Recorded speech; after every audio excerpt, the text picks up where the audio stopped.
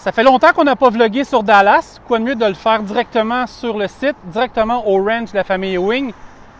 Je vous avais promis un vlog de quelques minutes pour vous parler de la fin prématurée de la deuxième mouture, donc celle qu'il y avait à TNT en 2014. On nous a laissé avec la troisième saison, avec un punch, avec la mort probable de Christopher et également l'arrivée d'un nouveau personnage, donc la sœur de John Ross, donc la fille de JR. On l'aura jamais su, on l'aura jamais vu, puis ça ne jouera plus jamais, ça c'est sûr et certain, même si on peut penser ah oui, ça va jouer encore, oubliez ça.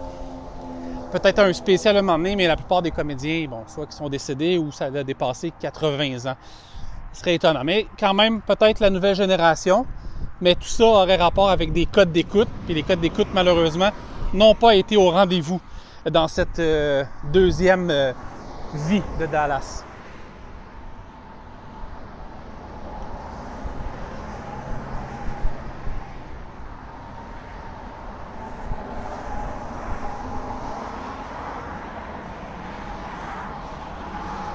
Donc, s'il y avait eu une quatrième saison, moi, j'aurais jamais éliminé le personnage de Christopher. Alors moi, il ne serait pas mort. Il y aurait une certaine diversion là-dedans avec les cartels vénézuéliens. Puis il serait peut-être disparu pendant quelques semaines, mais il ne serait pas décédé. Ce personnage-là était trop important. Et si on y va d'un autre univers parallèle et que le personnage est décédé, eh bien c'est la descente aux enfers de Bobby Ewing avec la mort de son fils. L'abandon du ranch, donc on vend ou on cède, et une colère, une frustration, une peine infinie. S'il est encore vivant, Christopher, bien, ça continue, la guerre entre les cousins, l'arrivée d'une sœur potentielle.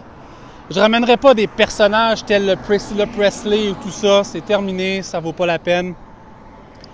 Et on continue avec la nouvelle génération, des nouvelles histoires. En revanche, si Christopher est décédé, ben Bobby et Anne, je donne pas cher du couple. Et on retourne à la planche au dessin et on poursuit cette histoire-là, mais on pourrait y aller d'un rapprochement entre Bobby et John Ross. Probablement une autre aventure de Dallas. Moi, j'appellerais même pas ça Dallas. J'appellerais peut-être ça le clan Ewing. L'histoire peut se passer pas mal ailleurs aussi, mais je pense que Bobby ne vivrait plus à Dallas.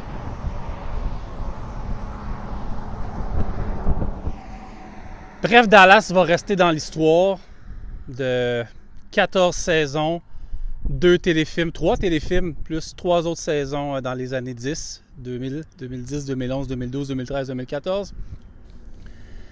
Mais je pense pas qu'il y ait vraiment de suite à ça un jour. Mais c'est intéressant de lire tous les fan stories sur Facebook, sur YouTube, sur un peu partout. C'est intéressant.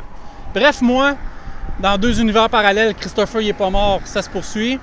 Christopher est mort, descente aux enfers du père.